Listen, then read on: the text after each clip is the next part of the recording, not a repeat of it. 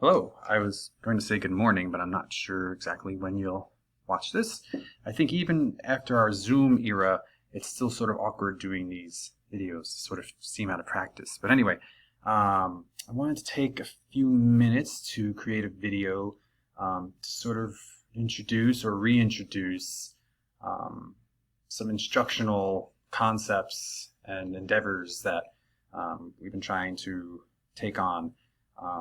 A lot of the work that we're going to talk about this year is stuff that we've already talked about, stuff that we've already begun working on, but we've had to put on pause due to obvious reasons. So I'm going to take a few minutes to kind of give a brief overview of some of those things, and these videos will sort of be a series that you can watch at your leisure. I promise to keep them short and meaningful, and something that you can hopefully take with you in your practice. So the big piece that we're going to start talking about again is workshop model for instruction. You remember, this is different than workshop for just literacy. It is something that you can use throughout all levels and all content areas. It's more of a structure of sorts. So I can quickly dive into this. Again, I just want to keep this brief.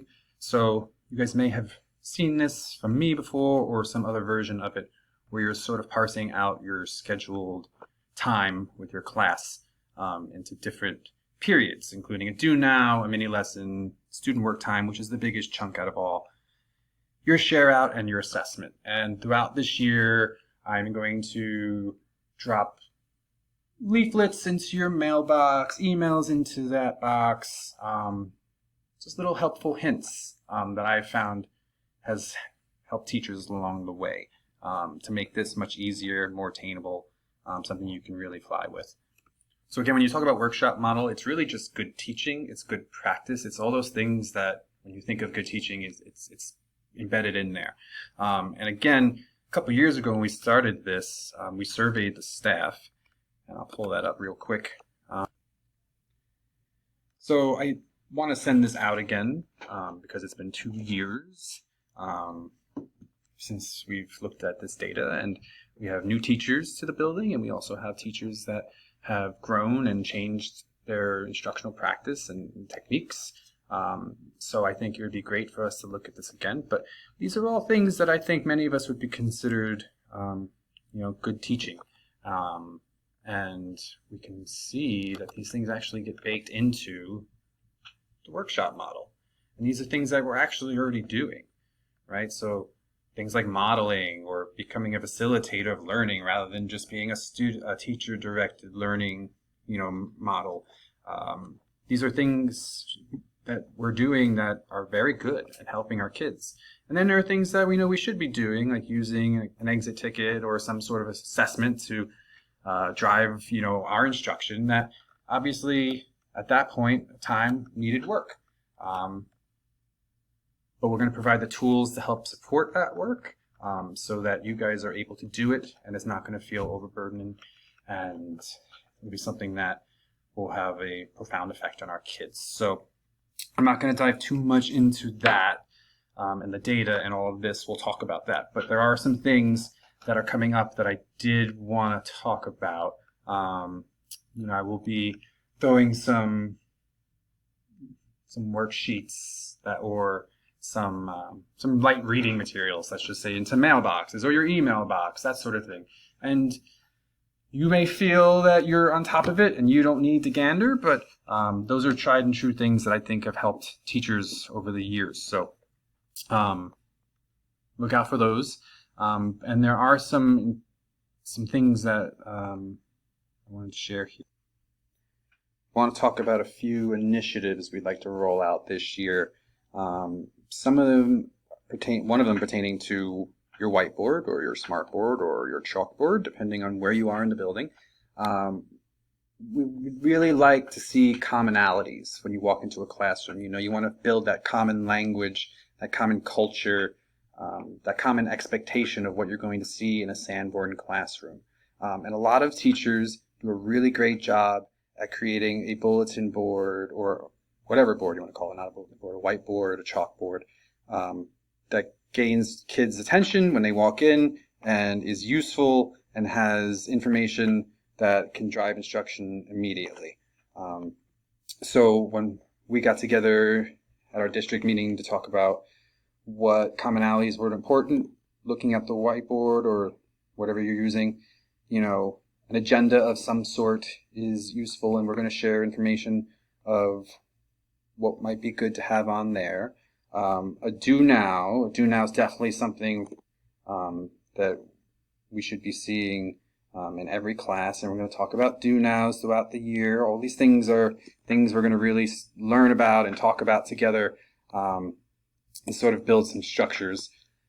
Obviously, assessing what the kids have done each day is very important. So every class there should be some sort of assessment, so an exit ticket. That should also be on the board. A student should be able to walk in and know exactly what's going on in your room without even having to ask.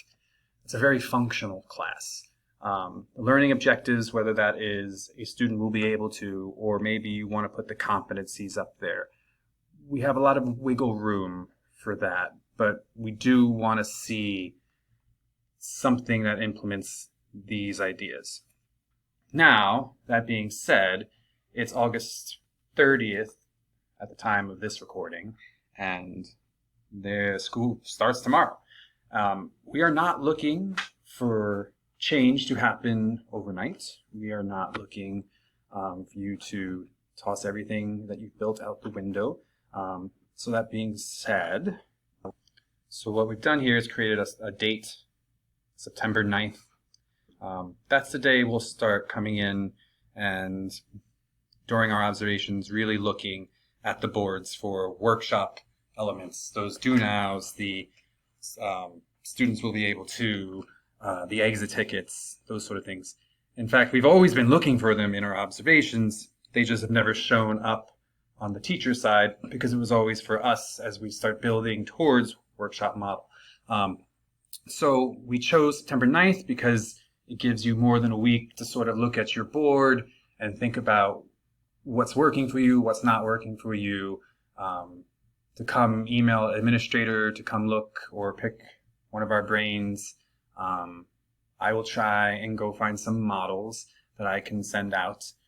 There are a few that I would have shared, but I have to get permission to share those. So any questions about what should be on a board, or what could be on a board, what has to be on a board, that sort of thing, come see us. But if you go back to the previous slide, that's sort of the idea we're looking for. So last, because I know I'm throwing a lot at you in about 10 minutes, our focus this year in terms of workshop will be the boards. We're going to focus on do nows and the beginning of your class and the routines and that instructional time that is so important. And then finally, we're going to look at exit tickets and what those should look like and what they should be doing and how you can utilize them. I have a ton of templates to share that are actually very exciting. So that's about it. That about sums it up. I'm excited that we can kind of get back in the nitty-gritty, and I'm hoping this will last, and I'm hoping that we can really push kids to a whole new level. I understand. Obviously, this is going to be something that's going to take time, and people are going to need time to have their comfort grow and to find what works for them. And our doors as administrators are open to help you get to where you hope to be. So any questions, comments, concerns, feel free to email me. And I'm really excited to work with this is a very strong group of teachers, and I'm excited to see what you guys churn out this year with all of our kids back in a normal sort of routine. So that's it for me. Until the next one, have a great one.